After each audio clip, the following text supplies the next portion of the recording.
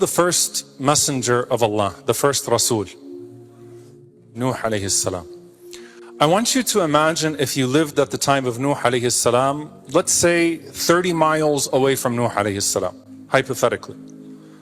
And then you had no idea what was going on with Nuh alayhi salam or around Nuh alayhi salam.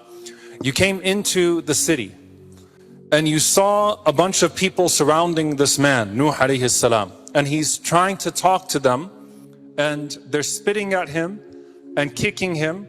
يَسْتَغْشَوْ ثِيَابَهُمْ, doing this to their clothes, pushing him and treating him in the worst of ways. And one of those people, perhaps that's treating Nuh alayhi salam that way, who you don't yet know, you don't know who Nuh alayhi salam is. One of those people that's treating Nuh alayhi salam happens to be a relative or someone that's a friend or someone that's familiar to you. So you go to that person that's beating up on Nuh alayhi salam and treating him that way and you say, hey, what's the deal with this man? Why are you doing that to him? What is the excuse that that man is going to give you for how he treated Nuh alayhi salam? Can anyone tell me? What is the excuse? What's he going to tell you about Nuh alayhi salam? Can anyone tell me? He's crazy, maybe. But what's Nuh's agenda? He's got to tell you Nuh alayhi salam has an agenda. I'll give you a clue. It was recited in the second rak'ah. He wants? Good. ما هذا إلا بشر مثلكم يريد أن يتفضل عليكم. See this man right here? He wants to dominate you. He wants power over you. He's trying to take over. He is here because he has an agenda of domination.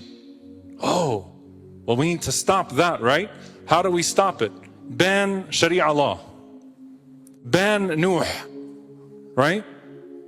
What's going to happen to you is, well, the guy that's telling me this is my cousin. He's my friend, and I live on the outskirts, and I know him to be a decent human being. So clearly, if he's opposing him, and he's saying, يُرِيدُ أَن يَتَفَضَّلَ عَلَيْكُمْ, that this man has this new religion that he's bringing, but his real agenda is power over you, then I'm going to start to get afraid too. Oh, he's trying to take over here. And then once he finishes taking over here, he's going to come out to us as well.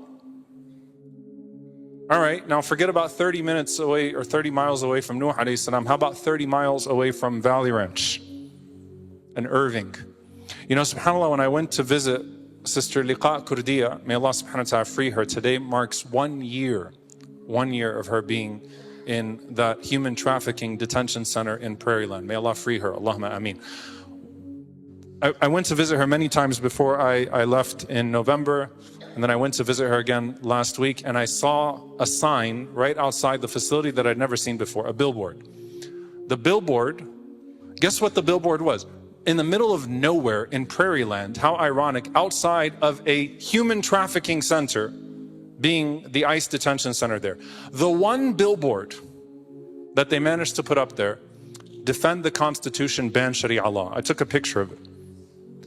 I'm like, subhanAllah, can you imagine someone that lives in Prairie Land, in the middle of nowhere, and someone's running for Congress in his area and saying, ban Sharia law, we have to protect our society because the Muslims are here and the Muslims are taking over. يُرِيدُ أَن يَتَفَضَّلَ عَلَيْكُمْ. All right, go back to Musa alayhi salam. What does Fir'aun say about Musa and Harun? Why are they doing this? يَكُونُ لَهُمُ الْكِبْرِيَاء. They're doing this because they want power. This is why Musa and Harun are doing this. All right, imagine if you live in Ta'if and the Prophet ﷺ comes out, Muhammad sallallahu alaihi wasallam, and you walk and you come for the Hajj or the pilgrimage and you come to Mecca and you see them beating up on Muhammad sallallahu alaihi wasallam. Wait, I thought he was a Sadiq al-Amin. I thought you liked him. He's a trustworthy person.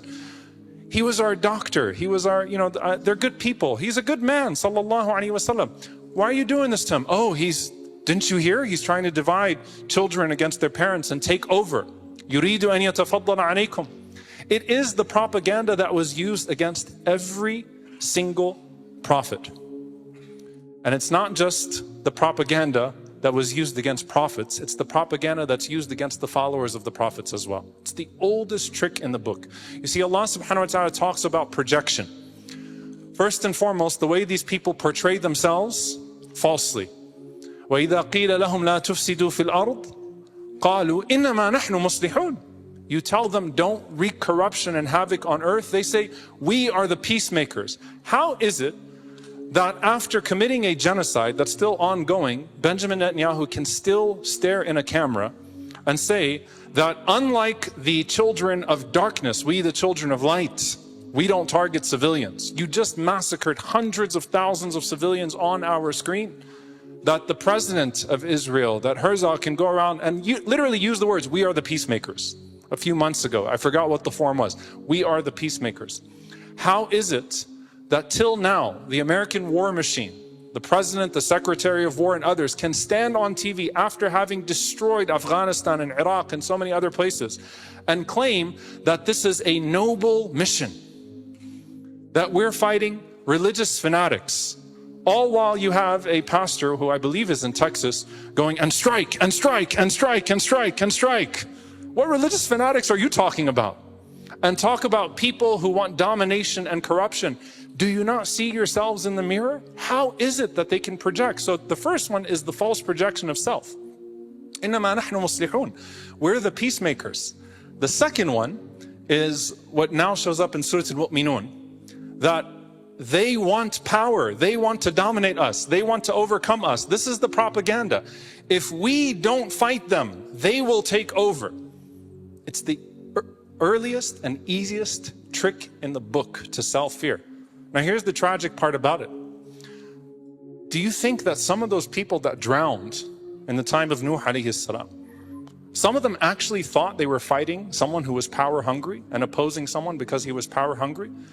Do you not think that some of the foot soldiers that were used against the Prophet sallallahu alaihi wasallam didn't genuinely think that they were fighting a man sallallahu alaihi wasallam who was trying to overcome Mecca and tear apart society?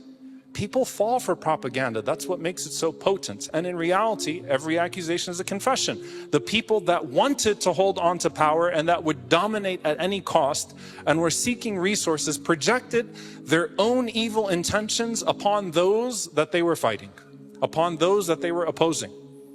And so what do we do with this, and how do we actually take a step back, and what is something valuable that we can take from this?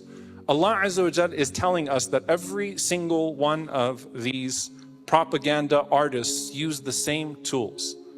They sold them three things, and I want you to pay attention. The first one, they sold them false ideals. We're fighting for your freedom.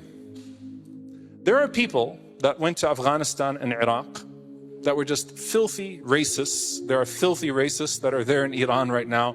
There are filthy racists that went in these missions and tore up parts of the Muslim world and took pleasure in the pain of our brothers and sisters. There's no doubt. We saw the videos. But let me ask you a genuine question. Don't you think that some people actually went to Afghanistan and Iraq thinking they were defending our freedom? They were fighting for our freedom? I've met people like that. Some of them are Muslims today, former US soldiers and Marines, that said, I went there thinking I was fighting for freedom, not realizing I was actually part of an enslavement mission, part of a subjugation mission. Now I know the truth. So there are some people, that's a mindset, that think they're fighting for an ideal, for a value, false ideals. What were they selling them in Mecca? What were they selling in the time of Nuh alayhi salam? What are the ideals that they were trying to hold up? What did they tell Umar ibn al-Khattab radiallahu ta'ala anhu about the Prophet sallallahu alaihi wasallam that initially made him oppose the Prophet sallallahu alaihi wasallam? He's trying to tear apart our families. No, no one's going to tear apart our families. I don't want to see our society torn up. I don't want to see our families torn up. What differentiated Umar radiallahu anhu from Amr ibn Hisham, Abu Jahl, the Prophet ﷺ said, Allahumma izz al-Islam bihabl al-umrayni ilayk. Oh Allah, give victory to Islam with one of the two. Abu Jahl knew he was evil. He knew what his agenda was. He knew the Prophet ﷺ was on the truth, and he knew why he was opposing the truth with his position of falsehood. Umar radiallahu anhu genuinely thought the Prophet ﷺ was an evil force. And then when he finally sat down to examine, look what happened. Look what happened to him. He changed. And he changed dramatically and drastically, walhamdulillahi rabbil alameen. So that's one group of people that fight for a false ideal. The second lie that is sold is the lie of stability. That you're fighting for stability. Now that stability does not have to be an ideal stability. It can be that if you think we're bad, imagine how much worse it can get. I was watching this racist, I forget even where the states are or who this person was, but some of you might have seen the AI ad, someone running for Congress, and he put an AI ad together where like ISIS is taking over the streets and the Muslims are taking over the streets with black turbans and showing up in people's kitchen and stuff like that. And as disgustingly racist as it was, you know what the first thing that came to my mind is? It's like, you do realize that it probably will not be someone showing up with a black turban and a gun and a sword, but do you not see the mass shootings in society? Are you not following the rates of violence in this country? You are very likely to be shot in the street in the middle of the night if you're walking in certain places because of the moral decay of society. But sell the version of stability that says, if you think we're bad, imagine how much worse it can get. If we don't fight them, this is what's going to happen. We have to subjugate the world. We have to pillage the Muslim world, and we have to subjugate the Muslims here so that our streets don't look like over there. Stability. The third one, which is very interesting, and I'll end with this, is selling false aspiration. This is something, subhanAllah, psychologically that's very interesting. You know, Malcolm X, rahimahullah, talked about this. The loyal slave who says to his master, are we sick? Are we okay? Who buys into it.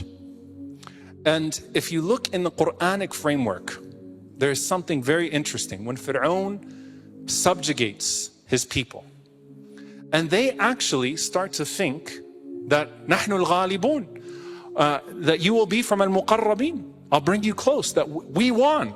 You will be from those brought close to me. That if you are good enough, if you're good enough to the corrupt elite structure, you can aspire to eventually become an insider. We'll let you in. We'll let you in. If you're loyal enough to the system, if you're loyal enough to the dictator, if you're loyal enough to the corrupt, we'll let you in eventually. Eventually you can make it into the system.